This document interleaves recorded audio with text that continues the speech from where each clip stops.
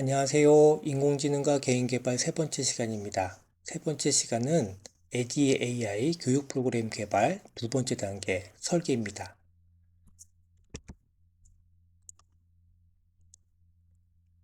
에디 교육 프로그램 개발을 하는 데 있어서 이 설계 단계는 건축에 있어서 건축 설계도를 작성하는 것과 같은 단계입니다. 매우 중요하고 가장 중요한 단계라고 할 수 있습니다. 건축을 하기 위해서는 설계도가 필수이기 때문입니다. 우리는 앞 강의 시간에 분석 단계에서 했던 요구 분석 결과 보고서를 바탕으로 설계를 수행하게 되는데, 설계 단계에는 수행 목표를 명세하고 평가 도구를 개발하고 내용을 구성한 다음 계열화하여 교수 전략과 매체를 선정하는 단계를 거치게 됩니다. 그러나 교수 환경 설계를 하는 데 있어서 기본적으로 교수 설계서에 들어있는 내용뿐만 아니라 다음에 6가지에 대한 기본적인 지식이 있어야 정확한 교수 설계 절차를 거치게 됩니다. 이 6가지는 첫 번째 학습이론, 두 번째 교수 설계 절차, 세 번째 교수 설계 이론 및 모형, 네 번째 교수 방법 및 전략, 다섯 번째 교수 매체, 여섯 번째 평가 방법입니다. 첫 번째 학습이론입니다. 학습 내용에 따라서 어떤 학습 이론의 관점을 가지고 접근하는가에 따라서 차후에 따라올 교수 설계 내용이 바뀌어지게 됩니다. 학습 이론은 학습은 어떻게 일어나는가 라는 질문에 대한 답변입니다. 대표적으로 행동주의, 인지주의, 구성주의 이 세 가지 관점이 있습니다. 행동주의는 자극과 반응이라는 관찰 가능한 행동의 변화에 초점을 맞추는 것으로서 일반적인 교육 훈련 과정에 많이 활용되는 관점이라 할 수 있습니다. 반면에 인지주의는 어떠한 지식을 학습자의 머릿속에서 내부의 인지 과정을 통해서 인지하는 구조를 확인함으로써 그것에 대한 학습자가 능동적 정보 처리자로서의 역할을 살펴보도록 하는 주의입니다. 마지막으로 구성주의는 학습자의 맥락과 사회적 상호작용을 핵심 내용으로 해서 학습자 스스로 지식을 구성해 나가는 능동적 과정을 중요한 역할로 바라보고 있습니다. 여기에 따라서 교수자의 역할, 교수 초점이 다 달라지게 되는데요. 일반적으로 행동주의는 뭔가 결핍되어 있는 어떤 채워줘야 되는 빈 그릇 채우기에 비유가 된다면, 인지주의는 어떤 것이 지식을 처리하는 과정, 컴퓨터 프로세서와 같이 그러한 과정에 초점을 맞춰서 그거에 맞춰서 교수 설계를 하게 됩니다. 구성주의는 학습자가 스스로 지식을 구성해 나가는 능동적인 과정이기 때문에 마치 레고 블록을 조립하는 과정으로 비유되기도 합니다. 두 번째 교수 설계 절차는 우리가 지금 진행하고 있는 에디 모형 같이 거시적 관점에서 교육 프로그램 개발을 위한 체계적인 전체 프로세스를 다루는 어떤 교수 설계 절차가 있고, 어시어 모형 같이 미시적으로 효과적인 교수 매체 활용을 통한 수업 실행을 하는 방식이 있습니다. 이 외에도 다양한 교수 절차가 있는데, 본 과정에서는 에디 모형을 활용해서 그 과정을 교수 설계 절차를 따라가도록 하겠습니다. 세 번째는 교수 설계 이론 및 모형입니다. 어떤 학습 이론에 대한 어떤 관점을 채택하게 되면 그거에 맞는 교수 설계 이론을 적용하게 됩니다. 보통 기반 학습 이론이 우리가 앞서 살펴봤던 행동주의, 인지주의, 구성주의가 있다면, 행동주의의 대표적인 교수 설계 이론이 행동주의 교수 설계, 자극 반응 강화 프로그램 학습을 교수 설계 방식으로 사용할 수가 있습니다. 또 간의 학습 조건 설계는 9가지 교수 사태에 맞춰서 교수 내용을 설계하게 되는데, 이것은 인지주의와 행동주의가 절충된 교수 설계 이론이라고 할 수 있습니다. 또 인지주의의 대표적인 설계 이론으로는 정교화 설계, 단위 요소 설계가 존재합니다. 또 인지주의 중에서도 정의적 영역을 강조한 켈러의 동기유발 설계 요소도 있습니다. 동기유발 설계 요소는 주의, 관련성, 자신감, 만족감을 교수 설계단에다가 구성을 함으로써 교육 목표를 달성하고자 하는 방식입니다. 인지주의와 구성주의를 절충한 또 인지기제 설계 방법도 존재하고요. 구성주의적 방식은 상황학습, 어떠한 실제 과제, 맥락을 주고 그 안에서 의미를 구성의 과정을 수행하도록 교수 설계를 하는 방식입니다. 물론 이 7가지가 대표적인 교수 설계 방식이지만 이 외에도 다양한 교수 설계 방식이 존재합니다. 네 번째로 교수 방법과 전략입니다. 교수 방법과 전략을 보통 많이 헷갈려 하시는 경우가 존재하는데, 교수 방법은 전체적인 접근 방식이나 틀이라고 할 수 있고, 교수 전략은 그 접근 방식이나 틀 안에서 학습 목표를 달성하기 위한 구체적인 기술이나 활동을 이야기합니다. 예를 들어서 이번 세시는 토론으로 진행한다 라면 이것이 바로 교수 방법의 토론법이 되는 것이고, 이 토론법 안에서 학습 목표를 달성하기 위해서 미시적으로 토론 중에 찬반 바꾸기를 시킨다라는 것은 교수 전략에 해당됩니다. 비유를 들자면 건축 공법 중에 철근 콘크리트 공법이 있다면 이 철근 콘크리트 공법을 시행하기 위해서 사용하는 세부 기술, 용접하기, 벽돌 쌓기 이런 것이 교수 전략에 해당됩니다. 교수 방법으로는 강의법, 토론법, 문제중심 학습법, 사례 기반 학습법, 협동학습 이렇게 다양한 방식이 존재하고요. 이거에 대한 교수 전략은 강의법에서 예를 들어 질문하기라든지 뭐 우리가 롤플레잉을 한다든지 마이크로러닝을 활용한다든지 이런 것들이 교수 전략에 해당되게 됩니다. 다섯 번째로 교수 매체입니다. 교수 매체는 이제 가장 많이들 알고 있는 내용인데 유형을 구분하자면 굉장히 많다는 사실을 많이 놓치는 경우가 많습니다. 대표적으로 인쇄 매체가 있고 시청각 매체, 상호작용 매체, 확장현실, 실물 및 인적 매체 등 다양한 교수 매체가 존재합니다. 교수 매체는 어떤 기교를 부리는 것이 아니라 교육 목적과 교육 내용의 그 목적을 달성하기 위해서 그거의 적절한 방법을 활용하는 것이 중요한 것이라 할 수 있습니다. 예를 들어서 인쇄 매체에서는 교과서 유인물, 포스터, 차트 등이 활용될 수 있고 시청각 매체로는 비디오나 오디오, 우리가 많이 활용하는 PPT 자료도 시청각 매체에 해당됩니다. 시청각 매체는 소리, 시각을 활용하기 때문에 정보 전달이나 어떤 시연, 사례 제시에 효과적인 장점이 존재하고요. 또 반면에 우리가 교육용 앱이라든지 전자칠판, 웹 시뮬레이션 같은 것을 활용하는 상호작용 매체 같은 경우는 어떤 학습자의 참여를 유도하고 바로 즉각적인 피드백을 제공할 수 있다는 어떤 개별화 학습에 용이하다는 장점이 존재합니다. 현재 많이 활용되지 않는 뭐 VR이나 AR도 단계적으로 많은 기술이 발전됨에 따라서 이제 조금씩 도입되는 추세에 있는데요. 확장현실 같은 경우는 높은 몰입감과 현장감을 제공하고 어떤 위험이나 실제 상황에서 실습을 하는데 리스크가 큰 어떤 실습이 있을 때 그것을 대체할 수 있다는 점에서 굉장히 장점이 존재하는 방식이라고 할 수 있습니다. 마찬가지로 교수자, 전문가 또한 교수 매체에 해당됩니다. 예를 들어서 어떤 현장 전문가에게 생생한 경험을 듣거나 그런 것들은 이것도 하나의 매체 수단이 될 수도 있고 그럼으로써 어떤 관찰, 탐구 그리고 이제 실질적인 현장 경험 같은 것들을 즉각적으로 얻을 수 있다는 장점이 존재합니다. 자, 마지막으로 평가 방법입니다. 평가 방법은 다양한 요소가 있지만 본 과정에서는 커크패트릭 4단계 모형을 기준으로 말씀드리겠습니다. 우리가 커크패트릭 4단계 모형은 반응평가, 학습평가, 행동평가, 성과평가 총 4단계로 나눠져 있습니다. 반응평가는 교육에 만족했는가, 교육과정 만족도를 평가하는 것이고 현재 많은 교육 프로그램들이 이 방식까지 측정하는 경우가 많이 있습니다.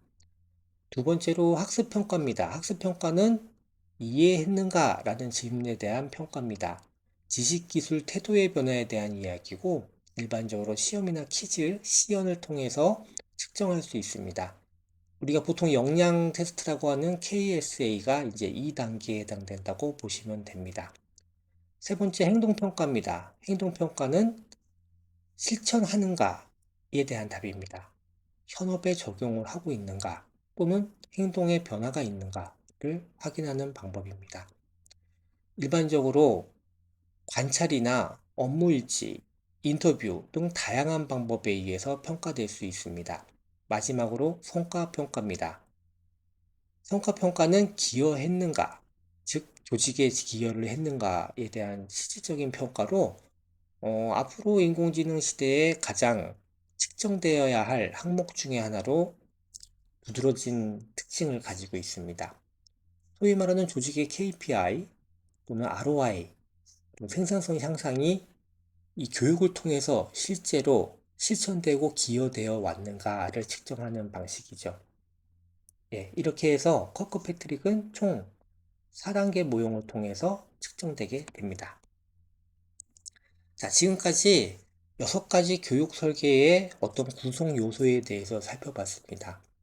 그러면 이제 교육 설계에서의 이제 필수 구성 요소를 통해서 이 6가지 요소가 어떻게 이 안에 포함되는지 한번 살펴보도록 하겠습니다.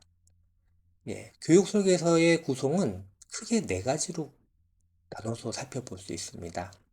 첫 번째가 과정 개요, 두 번째가 학습 목표, 세 번째가 교육 모듈, 네 번째가 평가 설계입니다. 일반적으로 과정 개요와 학습 목표는 우리가 교육 요구 분석 시에 거의 설정이 끝난 상태라고 보면 됩니다. 우리가 교육 분석서를 작성할 때 요구 분석의 4요소에 대해서 말씀을 드렸습니다. 이 4요소를 다르게 다시 배열을 하면 교육 주제, 대상, 필요성, 제약사항, 학습 목표를 다 포함하게 됩니다. 가정개요에서는 이제 이런 것들이 이제 교육 주제, 대상, 필요성, 제약사항이 기록이 되고, 학습 목표에서는 수행 목표 명세화를 이루게 되는데, 우리가 일반적으로 블룸의 텍사노미나 또는 ABCD 모델을 통해서 학습 목표를 보통 명세화하도록 합니다. 세 번째 교육 모듈입니다. 교육 모듈은 실제로 우리가 교육을 시킬 내용, 그리고 그 내용을 계열화하는 단계에 이르게 되고, 여기서 이제 비로소 우리가 앞에 살펴봤던 그 6가지 요소 중에서 학습 이론을 기본적인 기반 이론으로 삼아서 교수 설계 이론을 설정을 하고 교수 방법과 전략을 선택하고 교수 매체를 선택해서 교육 모듈을 구성하게 됩니다. 교육 모듈이 구성되면 교육이 실제로 어떻게 일어나졌는가를 평가하는 평가 설계 단계로 넘어가게 됩니다. 평가 설계 단계는 아까 우리가 살펴봤던 커크 패트릭 4단계 모형을 기준으로 우리가 설정해서 살펴보도록 하였습니다. 예, 이렇게 해서 교육 설계에서는 기본적으로 꼭 들어가야 되는 요소는 이러한 가정 개요, 학습 목표, 교육 모듈, 평가 설계가 들어가게 되고, 앞서서 살펴보셨겠지만은 이러한 모든 선택의 과정들이 굉장히 다양하고 어떤 프로그래밍으로 프로그래밍이 될 수가 없을 만큼 그 각 단계별로 다양한 요소들이 존재하고 다양한 묶음이 가능합니다. 그래서 이것이 보통 프로그램으로 프로그래밍이 되기 힘들었는데 생성형 AI가 등장을 하면서 생성형 AI의 최대 장점은 확률 모델이라는 것이죠.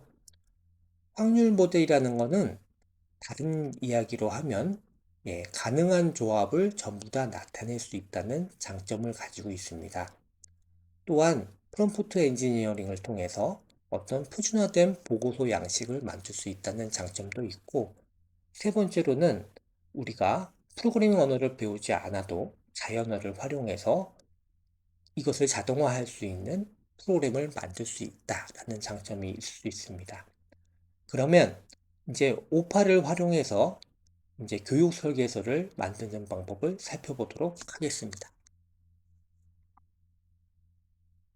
오파를 통해서 교육 설계서를 만들어 보도록 하겠습니다. 우리가 앞선 시간에 배웠던 요구 분석서를 통해서 한 번에 교육 설계서를 만드는 방법을 사용할 수도 있습니다. 지금 사전에 만들어 놓은 것은 교육 설계서의 구성 요소인 과정 개요, 학습 목표, 교육 모듈, 평가 설계 4가지 구성 요소를 입력으로 받아서 이것을 교육 설계서로 출력하게끔 만드는 구조로 만들어져 있습니다. 만약에 교육 분석서가 사전에 만들어진 것이 있다면 이 단계를 생략하고 그 문서를 입력함으로써 만드는 과정도 가능합니다. 근데 이번 실습은 이 4가지 과정을 간단하게 입력함으로써 어떤 생성형 AI를 통해서 교육 설계서를 출력하는 방법을 한번 시연해 보도록 하겠습니다.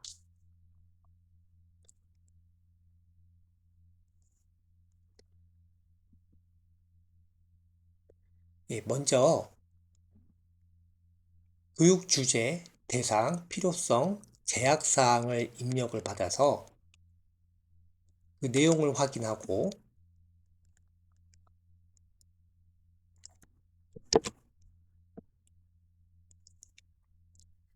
여기서는 보통 교육 요구서가 있으면 여기서 파일을 업로드 해도 되지만 일단 간단하게 수동으로 한번 입력해 보도록 하겠습니다.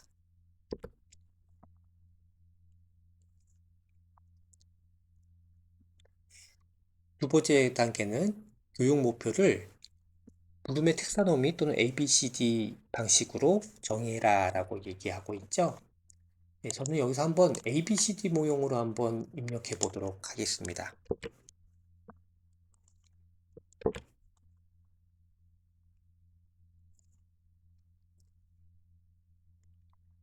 세 번째로 교육 모듈로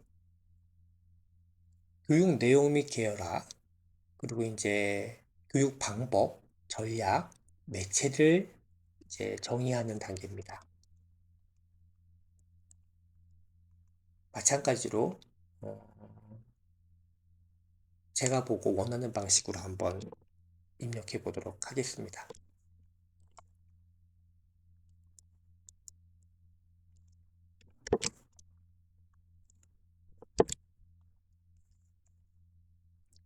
마지막으로 평가 설계 단계입니다. 평가 설계는 우리가 커크 패트릭 방식으로 하기로 했으니까 자세한 것은 아니고 간단하게 어떻게 할 것인가를 입력하면 생성형 AI가 그것에 대한 이론을 합쳐서 더 좋은 좀 아이디어를 더 붙여주고 설명해주는 과정을 생성하기도 합니다. 예, 콘솔에 보시면 이 입력받은 값을 특통해서 지금 현재 교육 설계서를 생성하고 있는 것을 알 수 있습니다. 예, 이제 출력 단계로 넘어갔습니다.